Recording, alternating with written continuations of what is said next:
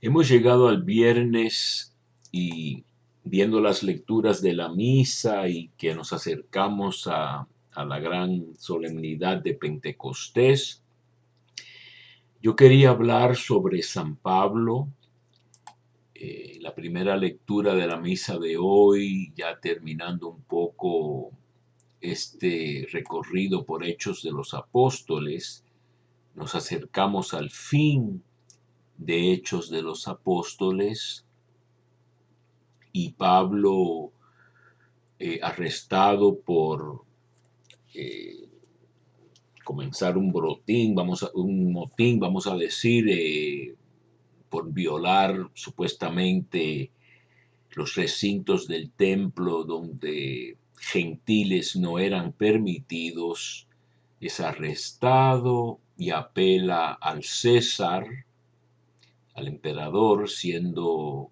ciudadano romano. Y entonces el resto de Hechos de los Apóstoles, creo que la lectura de mañana terminará con la llegada de Pablo, viajando con Lucas, que es el que escribe todo esto, ¿no?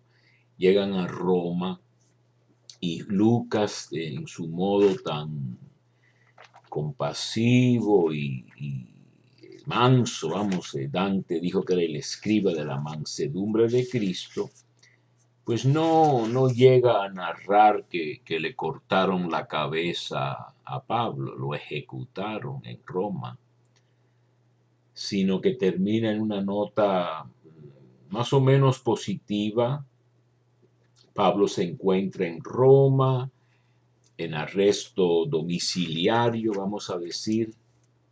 Como yo les dije, he estado en varios lugares paulinos en Roma, la gran basílica de San Pablo fuera de los muros, pero también busqué donde se dice que estuvo prisionero.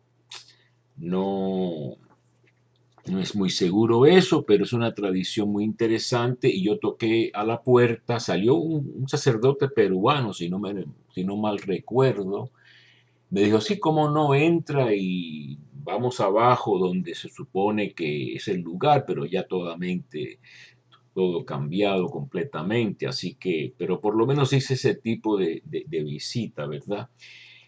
Pero yo quería hablar de este gran apóstol, me estoy leyendo un par de tomos muy gruesos, escritos hace unos 10 años, la obra mayor de un gran estudioso, obispo anglicano, más bien conservador, pero muy erudito, y él y yo compartimos los puntos de vista bíblicos casi 100%, vamos a decir, a mí me encanta lo que tiene que decir.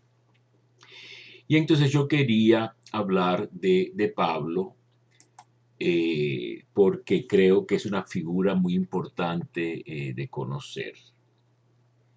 Y lo interesante del testimonio de este personaje es que es un testigo de Jesús resucitado, muy especial, y un predicador muy instruido y un teólogo, conocedor de las escrituras, lo cual quiere decir en el Nuevo Testamento las escrituras judías. Cuando Jesús muere y resucita y sube al cielo, nadie dice ahora hace falta escribir el Nuevo Testamento. El Nuevo Testamento era esta nueva alianza, circuncisión del corazón, de la cual había hablado el profeta Jeremías en el capítulo 31, o también en Deuteronomio 29 de la misma escuela que Jeremías, vamos a decir. Se habla de esta alianza aparte de la alianza que se hizo en el monte Sinaí, que sería la antigua alianza o el antiguo testamento. Entonces, la nueva alianza es lo que dice Jesús en la última cena. Esta es la sangre de la nueva alianza.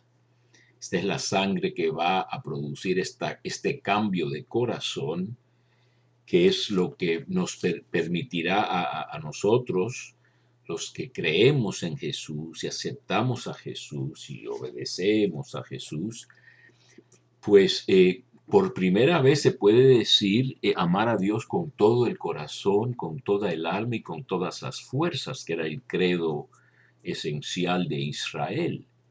Y las mismas escrituras judías decían, vendrá un día, Jeremías 31, Deuteronomio 29, etcétera, y otros pasajes en que Dios eh, establecerá esta nueva alianza porque la antigua había sido rota.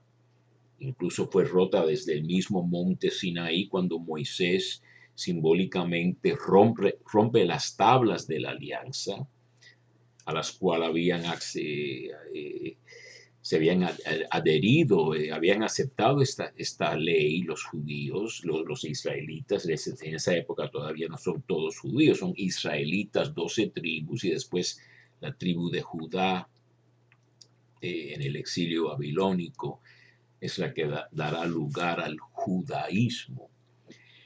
Pero precisamente ese judaísmo era a lo que estaba muy aferrado San Pablo o Saulo de Tarso.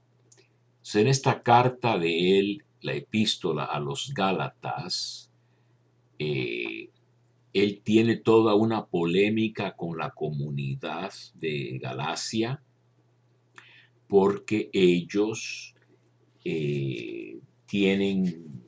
Pablo tiene competencia de superapóstoles o de apóstoles que promueven un cristianismo más judío, con prácticas judías de fiestas, de comidas especiales y hasta de circuncisión. Y Pablo se enfrenta a eso y dice que el evangelio que él ha estado predicando es el evangelio auténtico, de que no hace falta seguir la ley judía, hace falta tener fe en Cristo, y que la ley se resume en la caridad, y que la ley de Cristo, esto todo viene de Gálatas, la ley de Cristo es que carguemos las cargas los unos de los otros. Eso lo dice en el capítulo 5, me parece, de Gálatas, ¿no? Es tremenda carta. La ley y la fe que actúa por la caridad, y la ley de Cristo es que cargamos los unos los otros las cargas de cada uno. Entonces él aquí en Gálatas narra cómo era un fariseo muy celoso por la ley y las tradiciones de sus padres, y que por esta razón perseguía a la iglesia de Dios, que era una iglesia judía, igual que la iglesia católica también ha perseguido a miembros, a veces forzados a entrar en la iglesia por conversiones forzadas, etcétera, y los persigue como herejes y cosas así. Bueno, en esa época está naciendo la iglesia, Pablo está plantando iglesias, pero antes de su conversión, él veía a estos judíos que creían en Jesús y que hacían cosas ya que iban en contra de la ley judía como herejes dentro del judaísmo, y podía perseguirlos. Pero ¿qué es lo que sucede? Y él lo ve como un eterno plan de Dios, ¿verdad? Lo que sucede es que se le aparece el Señor Jesús en este camino a Damasco y le dice, ¿por qué me persigues? Jesús identificándose con sus miembros, los miembros de la iglesia. Y entonces Pablo, que tiene una personalidad muy, muy especial, y a los que los hemos estudiado, pues nos damos cuenta que era un hombre con un carácter muy fuerte, no quería ir a donde otros ya habían estado, con una excepción, Roma. Él se propuso ir a Roma a predicar el evangelio en una iglesia que él no había fundado, pero que santificará junto con Pedro con su sangre. O sea, la iglesia de Roma deriva su importancia no solo de una antigüedad y de ser la capital del imperio, sino la iglesia donde predicaron estas dos grandes columnas, como se ve en la plaza de San Pedro, Pedro y Pablo, ¿no? Y entonces Pablo no, después de la revelación que él tiene de Jesús, él no quiere mencionar mucho, especialmente por esta polémica con los Gálatas, de que él consultó con los apóstoles anteriores a él. Dice, bueno, sí, consulté con Cefas, con Pedro. Ahí sí fue a consultar con el líder de los apóstoles. 2 semanas estuvo. Pero dice que no había ningún otro apóstol, ni siquiera Santiago, el hermano del Señor, etcétera, para enfatizarle a los Gálatas que esta revelación de él no vino de otros seres humanos. Quizá los apóstoles le confirmaron su revelación, le confirmaron su predicación, aceptaron su predicación, pero él no la recibió de un ser humano, ni pidió consejo ni a la carne ni a la sangre, ni siquiera fue a Jerusalén después de su conversión, sino que volvió a Damasco, pero después de 3 años sí subió a Jerusalén para conocer a Cefas. Esa palabra conocer se debate mucho qué quiere decir, si es consultar. No es solamente conocer, yo creo que tiene que ver más bien con pues una reunión muy importante con Cefas, con Pedro, y permaneció 15 días en su compañía, ¿verdad?